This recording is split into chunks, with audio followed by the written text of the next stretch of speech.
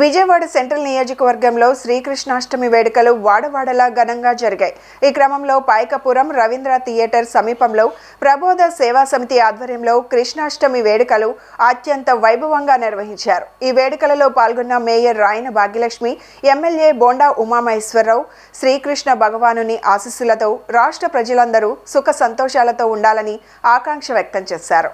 విజయవాడలో శ్రీకృష్ణాష్టమి వేడుకలు ఘనంగా జరిగాయి. ఈ నేపథ్యంలో సెంట్రల్ నియోజకవర్గం పాయకపురం రవీంద్ర థియేటర్ సమీపంలో ప్రబోధ సేవా సమితి ఆధ్వర్యంలో యశోదానందుని జన్మదిన వేడుకలు కన్నుల పండుగగా నిర్వహించారు. ఈ కార్యక్రమంలో భాగంగా పలు సేవా ఆధ్యాత్మిక కార్యక్రమాలు నిర్వహించారు. ఈ కార్యక్రమంలో మేయర్ రాయన భాగ్యలక్ష్మి, ఎమ్మెల్యే బోండా ఉమామహేశ్వరరావు పాల్గొన్నారు. ఈ సందర్భంగా ఈ కార్యక్రమం నిర్వాహకులు ముఖ్య అతిథులుగా ఆత్మీయ సత్కార కార్యక్రమం నిర్వహించారు. ఈ సందర్భంగా మేయర్ నగర ప్రజలందరికీ శ్రీకృష్ణాష్టమి శుభాకాంక్షలు తెలియజేశారు. గురూజీ ప్రబోధానంద దివ్య ఆశీస్సులతో శ్రీకృష్ణాష్టమి వేడుకలు నిర్వహించడం హర్షణీయమన్నారు.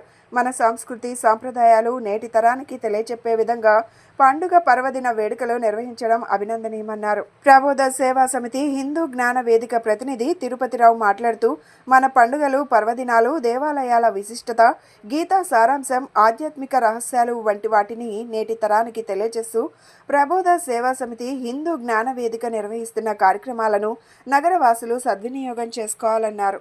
విజయవాడ నగర ప్రజలందరికీ శ్రీకృష్ణాష్టమి ద్వారా ఈరోజు అందరికీ శుభాకాంక్షలు తెలియజేసుకుంటున్నాను. శ్రీకృష్ణాష్టమి శుభాకాంక్షలు తెలియజేసుకుంటున్నాను. ఈరోజు ప్రబోధాత్మ గురువు గారు ప్రబోధ సేవా సమితి ద్వారా ఈరోజు మన పాయకాపురంలోన ప్రతి ఏటా మన కృష్ణుణ్ణి విగ్రహం పెట్టడము, ఇక్కడ రంగరంగ వైభవంగా జన్మాష్టమి కార్యక్రమాలు నిర్వహించడం అన్నది జరుగుతుంది. గురూజీ గారు ఆయన ప్రబోధించిన ఎన్నో యువతలు మనం బయట వీళ్ళు ప్రదర్శనకి పెట్టడం మనం చూసాము.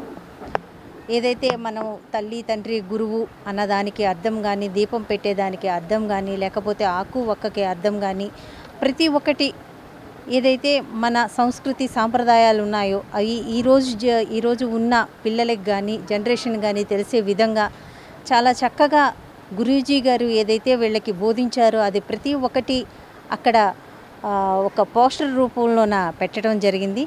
చాలా బాగా ప్రజలకి ఈరోజు ఉన్న జనరేషన్కి ప్రతి ఒక్క కార్యక్రమాన్ని విశ్లేషణగా చూపించడం అన్నది ఇక్కడ చాలా మంచి కార్యక్రమం. ఇది దేవుని యొక్క ఆత్మజ్ఞానాన్ని, అంటే భగవద్గీతలో మనకి దేవుడు తెలియజేసినటువంటి ఆత్మజ్ఞానాన్ని తెలియజేస్తూ, అలాగే మన హిందూ సాంప్రదాయాలు, దేవాలయాలలో ఉన్నటువంటి రహస్యాలను స్వామివారు శ్రీ శ్రీ ఆచార్య ప్రబోధానంద యోగీశ్వరుల వారు ఎంతో వివరంగా గ్రంథస్థం చేసి రచించి ఇవ్వడం జరిగింది. వాటిని మేమంతా కూడా తెలుసుకొని ఈ సమాజంలో ఉన్నటువంటి వారందరూ కూడా ఆధ్యాత్మికంలో ఉన్నటువంటి రహస్యాలను ఎన్నింటినో తెలియజేయాలనే ఉద్దేశంతో ప్రతి సంవత్సరం కూడా శ్రీకృష్ణ జన్మాష్టమి వేడుకలను పురస్కరించుకొని మేము ఈ కార్యక్రమాన్ని ప్రజలందరికీ కూడా తెలియజేయడం జరుగుతుంది. అదేవిధంగా అందరూ కూడా ఈ శ్రీకృష్ణాష్టమి జన్మదిన వేడుకలలో పాల్గొని దేవుని యొక్క ఆయన తెలియజేసినటువంటి మనకి భగవద్గీత సారాంశాన్ని ప్రతి ఒక్కరూ తెలుసుకొని వాళ్ళ జీవితాలలో అందరూ కూడా నెలకొల్పుకొని ఆయన యొక్క దివ్య ఆశీస్సులతో జ్ఞానాచరణ, మనం సమాజంలో జ్ఞానం అనేది తెలియడం వల్ల మనం ఎంత పద్ధతిగా మనం ప్రపంచ విద్యను నేర్చుకున్నటువంటి చదువుకున్నటువంటి వాడు ఎంత పద్ధతిగా మనం వ్యవహరిస్తూ ఉంటారో, అదేవిధంగా మనకి ఆధ్యాత్మిక విద్య అయినటువంటి బ్రహ్మ విద్యా శాస్త్రమైనటువంటి భగవద్గీత జ్ఞానాన్ని తెలుసుకున్నట్లయితే అతని జీవితంలో ఎన్నో మార్పులను చూడొచ్చు. అతని ప్రవర్తన పద్ధతి సమాజానికి ఎంతో అవసరం. కాబట్టి ప్రతి ఒక్కరూ కూడా, ప్రజలందరూ కూడా ఇకపై నుంచి భగవద్గీత మీద శ్రద్ధగా, ఏంటి భగవద్గీతలో ఉన్నటువంటి గొప్ప సారాంశము, 5126 సంవత్సరాల క్రితం శ్రీకృష్ణ భగవానుడు ఏం తెలియజేశాడనేటువంటి విధానాన్ని మనం అందరం తెలుసుకొని దేవుని ఆశీస్సులు పొంది భగవద్గీత జ్ఞానాన్ని జీవితంలో ఆచరిస్తూ మనం మృత్యు వరకు ప్రయాణం చేయాల్సి ఉంటుంది.